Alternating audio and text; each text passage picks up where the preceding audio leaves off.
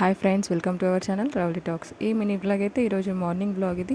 ఇంట్లో అయితే పూజ చేసుకొని లాస్ట్ ట్యూస్డే కదా, మళ్ళీ ట్యూస్డే అయితే రాదు ఈ మాలలో, అందుకోసం అని చెప్పేసి టెంపుల్కి అయితే వెళ్ళినాము. ఇక్కడ మనకి ఆ రోజు అంతకుముందు ఉగాది బ్లాగ్లో చూపించిన నేను టెంపుల్, కాకపోతే గుట్టపైకి వెళ్ళలేదు, కిందికి వెళ్ళినాం హనుమాన్ టెంపుల్కి.